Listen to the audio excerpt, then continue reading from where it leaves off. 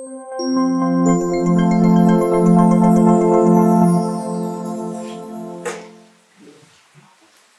dober dan želim. Hvala lepa za uvod in sicer spoštovani organizatorji in pa gostitelji te današnje konference, gospod Egon Pipan, magister Peter Mihelčič, magistra Katja Dovžak, gospod Sandra Irebic, magistra Gabriela Kotnik, spoštovani predavatelji, spoštovani nagrajenci, cenjeni gostje, predvsem pa seveda, kot smo slišali, študentke in študentje. Pravzaprav bi se kar za začetek bi se rad dotaknil besede kakovosti. Jaz mislim, da so jo moji predhodniki uporabili vsej, malo sem štel, mislim, da čez 20-krat, in to samo po sebi pomeni, da smo na dobri poti. Ta kakovost, ki nas verjamem, da spremlja že od samega jutra do večera skozi delo, se trudimo, kako narediti in kaj pravzaprav narediti bolje, ali pa drugače bom rekel, kakovost je zadovoljevanje potreb naročnika. To se pravi, smo zdaj mi uspeli zadostiti potrebam, ki jih nam nalagajo različni deležniki. Vemo pa, kako je s temi deležniki. Na koncu je to oseba, je to človek s svojimi potrebami, s svojimi težavami in mislim, da če znamo odgovoriti njej, je to tisto, za kar smo lahko potem še posebej ponosni s svojim delom. Zdaj, skozi ta moj prispevek oziroma prispevek, ki smo ga skupaj s sodelavkami v Državnem svetu naredili, želim predstaviti vprašanje kakovostnega prenosa znanj, prav tako, kaj imamo, kaj si želimo na tem področju imeti, tudi v kratkem predstavil, kaj Državni svet na tem področju je v preteklih 6 letih tudi že naredil. Na kratko bi se na koncu dotaknil tudi podjetja Rotrič Meroslovje. Mimo grede, mi smo, se pravi, z 20. decembrom lanskem letu sem prevzel profesionalno funkcijo in tako odstopil z vseh funkcij, kar se tiče v podjetju, tako nadzornih, voditeljskih in ne samo v Sloveniji, tudi v tujini. Tako da je bil to en, bom rekel, zelo poseben, bom rekel, moment, ne samo v mojem življenju, ampak v življenju tudi mojih sodelavk in sodelavcev. Mogoče pa še to, kako je ta kakovost, ki je prepoznana, je tudi v tem, da potem človek povabi sabo ljudi, ki jim zaupa. In tako je tudi Urška, ki je do zdaj upravljala, ali pa do takrat, ko je upravljala mesto ali pa delo direktorice marketinga in prodaje, je danes vodja kabineta pri meni v Državnem svetu. Mimo grede, ko sem vprašal bivšega predsednika, gospoda Pahorja, če bi lahko da kakšen nasvet, glede na to, da ima močno ekipo in da še sam nimam vodjo kabineta, je rekel, poglej, znanje ni potrebno, to se bo vsak naučil, pomembno je zaupanje in zaupanje in kakovost gresta z roko v roki. Toliko malo za uvod, pa verjamem, da bo kakšna prigoda še prišla vmes, da ne bom pravzaprav vsega prebral, ampak bi rad samo naznačil tiste besede, ki, kot smo rekli, z roko v roki, šolskega sistema, gospodarstva, pravzaprav seveda zdaj v teh 4 mesecih, ne da prej nisem vedel, ampak verjamem pa in zdaj še toliko močneje čutim, da tako kot močno gospodarstvo, se pravi, potrebuje močno izobraževanje najprej, pa močno zdravstvo, pa vse družbene podsisteme za to, da lahko funkcionira. In tega razumevanja, tega spoštovanja med poklici se mi zdi, da ravno tako moramo znati nagovoriti, ravno tako moramo znati biti vsak pri sebi ponosen na delo, ki ga opravlja. Spoštujemo pa lahko takrat, ko poznamo delo sogovornika. Tako da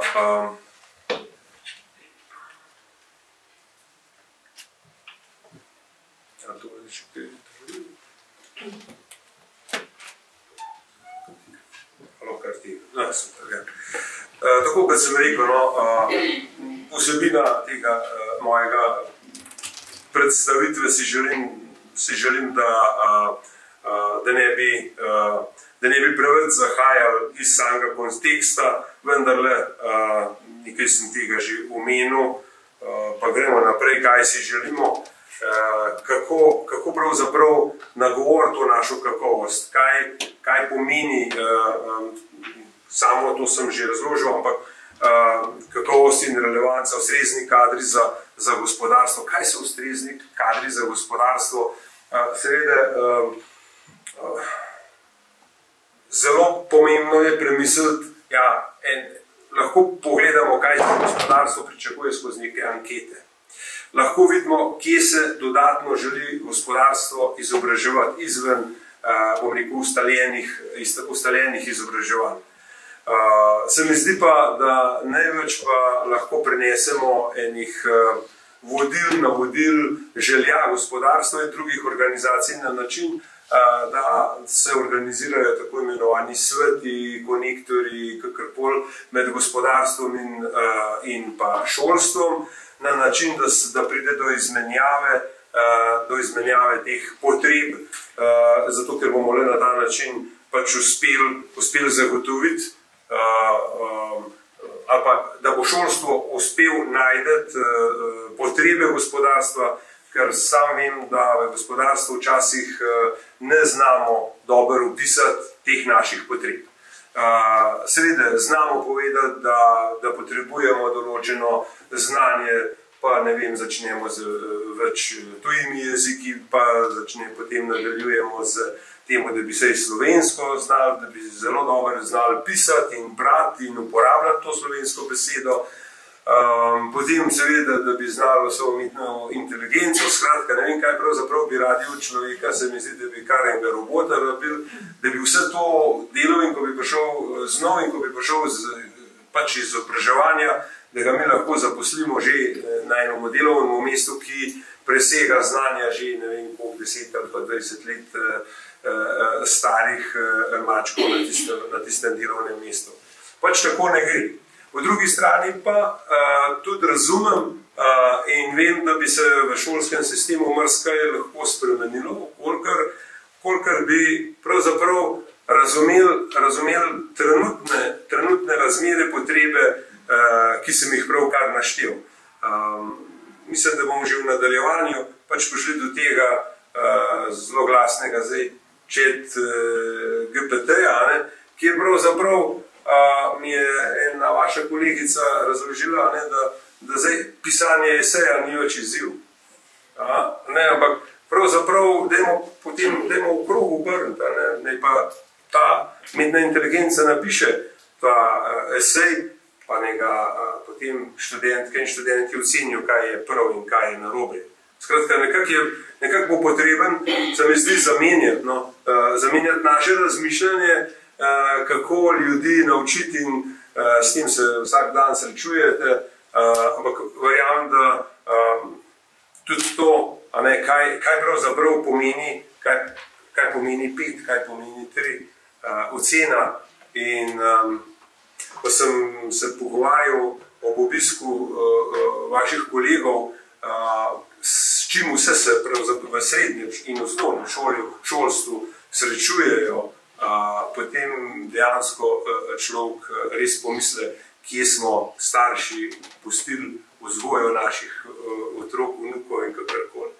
Namreč, zdaj dopolnilne ure se jaz spomnim včasih, da je bilo to za tiste, ki nekaj niso obvladali, ki nekaj niso znali. Dodatne ure tudi nekako, ampak po zaključku ali pa po pogovoru sem ugotovil, sem posebej vprašal, kdo potrebuje zdaj te dodatne ure. In odgovor mi je bil potem jasen, da ne potrebujejo tisti, ki bi želeli z 4 na 5 prideti, ne pa iz 1 na 2. To pomeni, da je nekaj pač narobe. In če nekdo dobi 3, je to pač dobro. Jaz ne vem, če dobi 4, dajmo reči, da je to kakovostno. 4 je prav dobro, že 3 je kakovostno. Ampak 5 je pa izvrstno, 5 je pa odlično. To presega znanje enega, kako ne rečem, znanje ene snovi. Ja, se prejšnji dan je pa vse povedal doma in vse vedel, a zdaj pa samo 4 dobil. Ja, seveda se 5 ni namenjen ponavljanju snovi, 5 je namenjen verjetno enem razmisleku že učenca, učenke, da bo znal svoje interpretirati. Skratka, upam, da se vi ne srečujete s takimi težavami potem pri vzgoji, kot se v osnovnih šolah, ker tukaj vendarle je prostovoljno. Tako da šel malo naprej zaradi tega, da več bi jaz lahko tukaj ne. Ja, tukaj smo rekli, da boš, da se gre.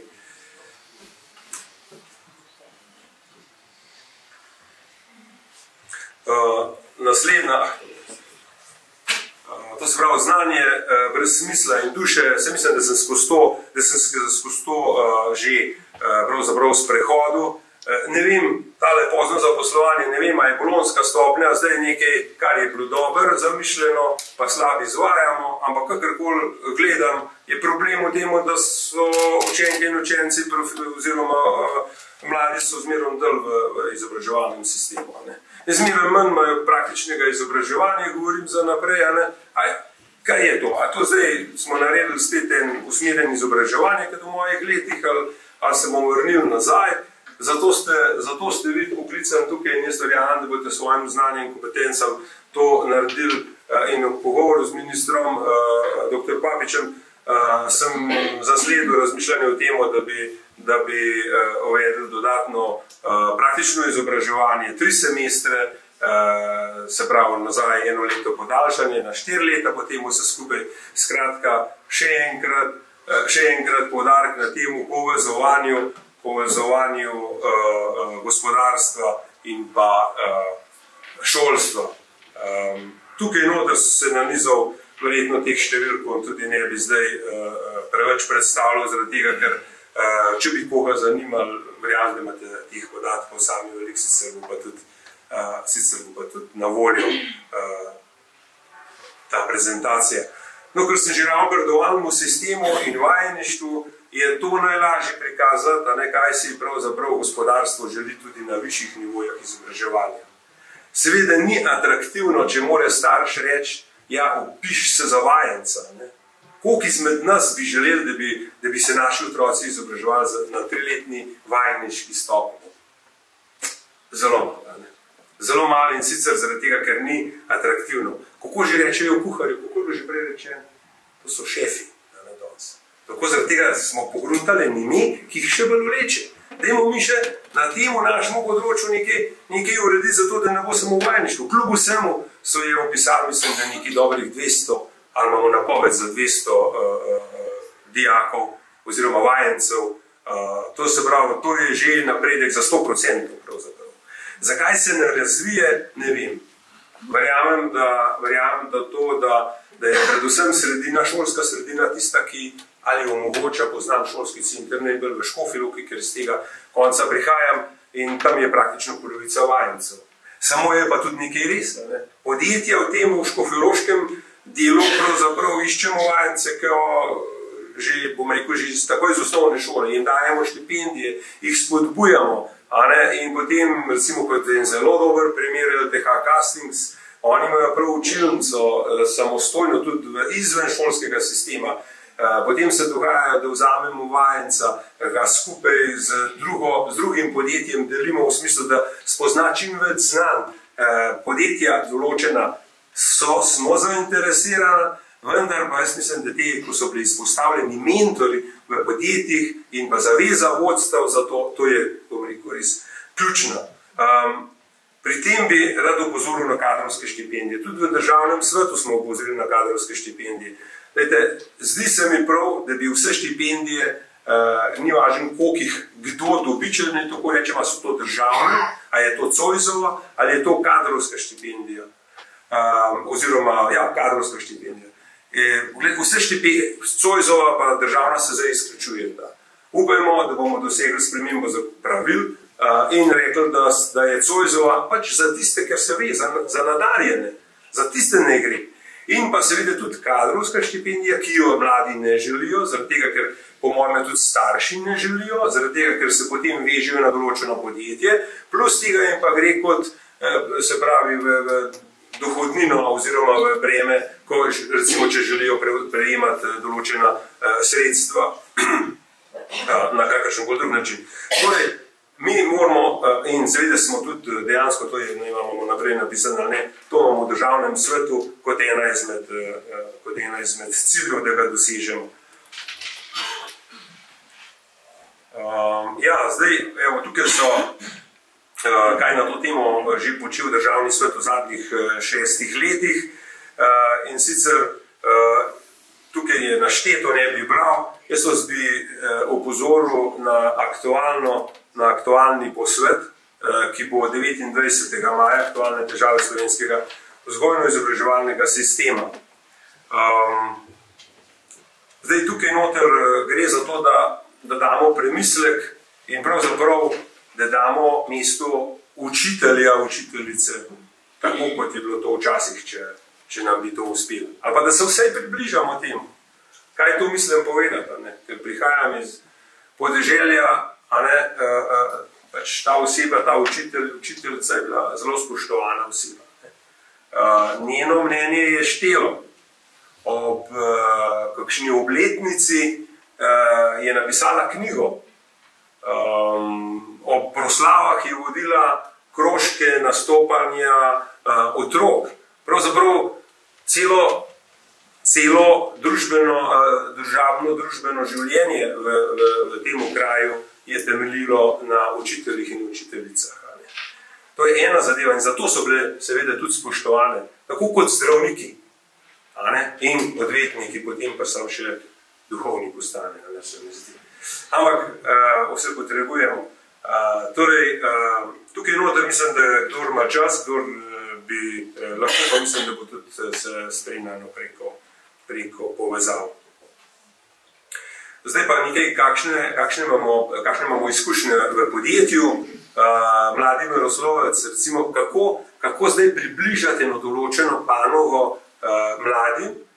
Seveda, najprej se začne v vrsto skozi igro, mi smo jo pomenovali to mladi meroslovec, to pač pomeni, da v glavnem so to sodelavke, ki grejo v vrtec, pa potem v 45 minutah igre malo izmerijo, koliko so veliki, in seveda najbolj so pa zadovoljni takrat, koliko zakričijo, da povejo, koliko je to decibelov. Potem osnovne šole imajo že dneve meroslovja, ki jih izvajamo na različnih sredinah. To se pravi, tudi popoldne, včasih pokličemo tudi potem različne, kaj potrebuje, pravzaprav vse službe, ki skrbijo za človeka, recimo smo enkrat naredili. In tukaj so prišli od policije, nujne medicinske pomoči, helikopterjev. In to je bil en tak dogodek, ki je bil zares lepo. In a je to meroslovje? Ja, ne vem, če je to ravno meroslovje, ampak pomembno se mi pa zdi, da se o nečem dobrem pogovarjamo in da pač mladi otroci to odnesejo. Zdaj, če pogledamo, da je neka naša podružnična šola ima 100 otrok, pa da se na takih dogodkih 150 otrok se pravi najde, prav še okolico malo potigne. In zdaj, če bi v podjetjih razumeli to preko naše tudi poslanstvo in ne pomoč, neko vzgojo, če ne tako rečem, poleg staršev, šole in potem podjetij lahko. Na fakultetah stoji pa tukaj noter pa že v srednjih šolah, imamo seminarije, imamo diplomske naloge. Potem uspelo nam je skozi mlade raziskovalce pripeljati 4 doktorante do naziva, pa so vsi učili. Zaradi tega. Zakaj? Zaradi tega, ker v takrat leta 2008 in 2009 podjetje ni bilo zrelo, ni imelo ponuditi tem ljudem pravzaprav delovnega mesta. Takrat je bilo to iz gospodarstva skupaj s fakulteto, tako da so nam takrat ogromno smo mi dobili enega znanja v podjetji, ampak pač po tistem 4 smo, bom rekel, tako dali na trg, 2 smo pa zdaj dobili, tako da to potem začne krožiti. V vsakem primeru se pa poskušamo tudi pojavljati na družbenih omrežjih in širiti to dobro kulturo. Jaz to, kar govorim še, da smo to mi, seveda jaz iz tega verjetno ne bom mogel še nekaj časa, sicer je pa druga generacija to zares prevzela, Maja, hčera, najmlajša, je postala direktorica in vsi so pravzaprav eno mesto šli potem višje po odgovornosti. Kaj pa model EFOM? verjetno poznate EFQM, poznate CAF. Skratka, to so modeli, po katerih se lahko ocenjujejo podjetja. Različna podjetja, organizacije, pa niti pomembno, z katere branže prihajajo, niti ni pomembno, koliko so velika. Jaz bi tako rekel, žal je minister prejšnji ukinil modeli EFQM-a kot priznanje Republike Slovenije za poslovno odličnost. Škoda se mi pravzaprav zdi zaradi tega, ker smo vendarle zgradili eno pomembno strokovno podporo v smislu presojevalcev, v smislu nadzornikov, in ta znanje se bo, če ne bo nekdo drug prevzel, se bo porazgubil in ta kakovost bo pač malo tudi zašla. Upajmo, da se bo pa mogoče skozi neke druge oblike, zdaj se pojavlja ESG in ostale, ki so pravzaprav zelo pomembni. In za zaključek, ker bolje biti mečken manj, ampak mi že šlo 20 minut, tako da hvala lepa za vašo pozornost.